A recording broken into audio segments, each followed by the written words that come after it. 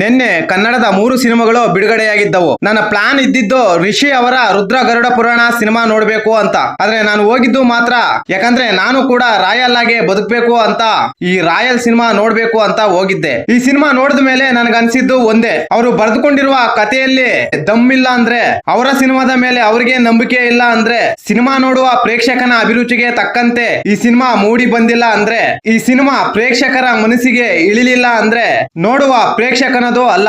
ಈಗಿನ ಜನರೇಷನ್ ಯಾವ ರೀತಿ ಇದೆ ಅಂತ ಗೊತ್ತು. ಅವರ ಮೆಂಟಾಲಿಟಿ ಬೇಸ್ ಮೇಲೆ ಕೆಲವರು ಸಿನಿಮಾ ಮಾಡಿ ಗೆಲ್ತಾರೆ. ಆ ರೀತಿಯ ಸಿನಿಮಾಗಳು ಬೇಗ ಗೆಲ್ಲುತ್ತೆ. ಕೆಲವು ಸಂದರ್ಭಗಳಲ್ಲಿ ಸಿನಿಮಾದಲ್ಲಿ ಲಾಜಿಕ್ ಇಲ್ದಿದ್ರು ಸಹ ಡೈರೆಕ್ಟರ್ ಮ್ಯಾಜಿಕ್ ಇರುತ್ತೆ. ಆದ್ರೆ ಈ ರಾಯಲ್ ಸಿನಿಮಾದಲ್ಲಿ ಲಾಜಿಕ್ ಮ್ಯಾಜಿಕ್ ಎರಡೂ ಇಲ್ಲ.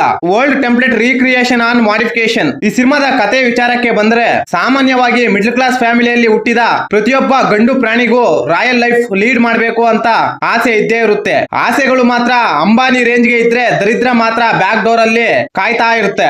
ಈಗಿರುವ ಜನರೇಷನ್ ಹೇಗಿದೆ ಅಂದ್ರೆ, ಕಷ್ಟ ಪಡಬಾರ್ದು, ಈಸಿಯಾಗಿ ದುಡ್ಡು ಮಾಡಬೇಕು. ಅದರಲ್ಲೂ ಕೂಡ ತಿರುಪೆ ಶೋಕಿಗಳು ಜಾಸ್ತಿ ಇರುತ್ತೆ. ಮೆಜೆಸ್ಟಿಕ್ ಅಂಡರ್ ಪಾಸ್ ನಲ್ಲಿ 100 ರೂಪಾಯಿ ಟಿ ಶರ್ಟ್ ಹಾಕೊಂಡು ಅಡಿಡಾಸ್ ಬ್ರಾಂಡ್ ಹಾಕಿದೀನಿ ಅಂತ ಫೋಸ್ ಕೊಡ್ತಾರೆ. ಹೊಟ್ಟೆಗೆ ಇಟ್ಟಿಲ್ಲ ಅಂದ್ರೆ ಜುಟ್ಟಿಗೆ ಮಲ್ಗೆ ಹೂವು ಬೇಕೇ ಬೇಕು. ಈ ಗಾದೆಗೂ ಈ ಸಿನಿಮಾದ ಕತೆಗೂ ಒಂದು ಲಿಂಕ್ ಇದೆ. ಈ ಸಿನಿಮಾದ ಹೀರೋ ಕೃಷ್ಣಣ್ಣ ಗೋವಾ ಸಂಧಿಗೊಂದಿಗಳಲ್ಲಿ ಕಳ್ಳತನ ಮಾಡ್ಕೊಂಡು ಜನರಿಗೆ ಮೋಸ ಮಾಡ್ಕೊಂಡು ಆರಾಮಾಗಿ ಇರ್ತಾನೆ. ಯಾಕಂದ್ರೆ ಅವನ ಆಸೆ ರಾಯಲ್ ಆಗಿ ಲೈಫ್ ಲೀಡ್ ಮಾಡ್ಬೇಕು ಅಂತ. ಅದೇ ಸಂದರ್ಭದಲ್ಲಿ ನಮ್ಮ ಹೀರೋಯಿನ್ ಸಂಜನಾ ಅಕ್ಕ ಪರಿಚಯ ಆಗುತ್ತಾಳೆ. ಪರಿಚಯದಿಂದ ಪ್ರೀತಿಗೆ ಟರ್ನ್ ಆಗುತ್ತೆ. ಕಷ್ಟ ಪಡದೆ ಕಳ್ಳತನ ಮೋಸ ಮಾಡ್ಕೊಂಡಿದ್ದ ನಮ್ಮ ಹೀರೋ ಕೃಷ್ಣಗೆ ಒಂದು ಸತ್ಯ ಗೊತ್ತಾಗುತ್ತೆ. ರಾಯಲ್ ಲೈಫ್ ಗೆ ಬರ್ತಾನೆ. ಬಂದ ಮೇಲೆ ಏನೆಲ್ಲ ಆಗುತ್ತೆ ಅಂತ ನೀವು ಸಿನಿಮಾ ನೋಡಿದ್ರೆ ಗೊತ್ತಾಗುತ್ತೆ. ಇನ್ನು ಈ ಸಿನಿಮಾ ಹೇಗಿದೆ ಅಂದ್ರೆ, ಈ ರೀತಿಯ ಟೆಂಪ್ಲೇಟ್ ನಲ್ಲಿ ಸಾಕಷ್ಟು ಸಿನಿಮಾಗಳು ಬಂದಿದ್ದಾವೆ. ನನಗಂತೂ ಒಂದು ಅರ್ಥ ಆಗಿಲ್ಲ, ಒಂದೇ ಕಥೆಯನ್ನು ಎಷ್ಟು ಸರಿ ಮಾಡ್ತಾರೆ ಅಂತ. ಇದೊಂದು ಮಿಕ್ಸ್ ಮಸಾಲಾ ಸಿನಿಮಾ. ಈ ಸಿನಿಮಾ ನೋಡುವಾಗ ಸಾಕಷ್ಟು ಸೀನ್ಗಳು ಈ ಹಿಂದೆ ಎಲ್ಲೋ ಯಾವ್ದೋ ಬೇರೆ ಸಿನಿಮಾದಲ್ಲಿ ನೋಡಿದ್ದೀವೇನೋ ಅಂತ ಅನ್ಸುತ್ತೆ. ಹಾಗೆ ಹಿಂದಿಯ ಪಾರ್ಜಿ ಒಂದ್ ಸೆಕೆಂಡ್ ಹಾಗೆ ಕಣ್ಮುಂದೆ ಬಂದು ರಫ್ ಅಂತ ಹೋಗುತ್ತೆ. ಆಡಿಯನ್ಸ್ ಗ್ರಾಫ್ ಮಾಡೋಕೆ ಮದರ್ ಸೆಂಟಿಮೆಂಟ್ ಇಟ್ಟಿದ್ದಾರೆ, ಅದು ಕೂಡ ಸರಿಯಾಗಿ ವರ್ಕೌಟ್ ಆಗಿಲ್ಲ ಈ ಸಿನಿಮಾದಲ್ಲಿ. ವಿರಾಟ್ ಆಕ್ಟಿಂಗ್ ವಿಚಾರಕ್ಕೆ ಬಂದ್ರೆ, ಹೀರೋ ಮೆಟೀರಿಯಲ್ ಜಾಸ್ತಿನೇ ಇದೆ ಇದರಲ್ಲಿ. ಒಳ್ಳೆ ಪೊಟೆನ್ಶಿಯಲ್ ಇದೆ. ಹೀರೋ ಬಿಲ್ಡಪ್ ಜಾಸ್ತಿ ಕೊಟ್ಟಿದ್ದಾರೆ. ಹೀರೋ ಎಲಿವೇಶನ್ ಸೀನ್ ಗಳು ಅಲ್ಲಲ್ಲಿ ಸ್ವಲ್ಪ ಕಿರಿಕಿರಿ ಉಂಟು ಮಾಡುತ್ತೆ.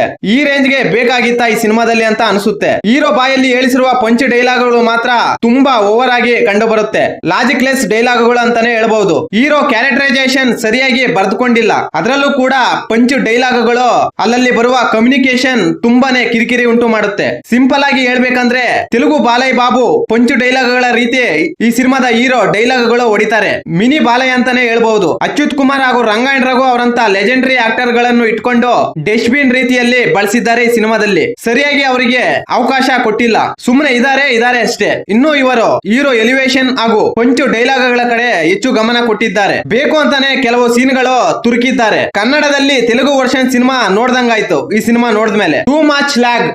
ವಿರಾಟ್ ಪರ್ವ ತೋರಿಸಿದ್ದಾರೆ ಆಕ್ಟಿಂಗ್ ನಲ್ಲಿ, ಅದು ಕೂಡ ತುಂಬಾ ಓವರ್ ಆಯ್ತು. ಹೀರೋಯಿನ್ ಸಂಜನಾ ಅವರ ಆಕ್ಟಿಂಗ್, ರಘು ಮುಖರ್ಜಿ ಹಾಗೂ ತಾಯಿ ಪಾತ್ರದಲ್ಲಿ ಛಾಯಾ ಸಿಂಗ್ ಅವರ ಪೋರ್ಷನ್ಸ್ ಮಾತ್ರ ಈ ಸಿನಿಮಾದ ಹೈಲೈಟ್. ಮಿಕ್ಕಿದ್ದೆಲ್ಲ ಡೊಳ್ಳ. ಹಾಡುಗಳು ಅಷ್ಟೇನು ಇಂಪ್ರೆಸ್ ಮಾಡಿಲ್ಲ. ಒಂದು ಸಲ ಈ ಸಿನಿಮಾವನ್ನು ಟೈಮ್ ಪಾಸ್ ಗೆ ನೋಡಬಹುದು, ಅದು ಕೂಡ ನಿಮ್ಗೆ ತಾಳ್ಮೆ ಇದ್ದರೆ ಮಾತ್ರ.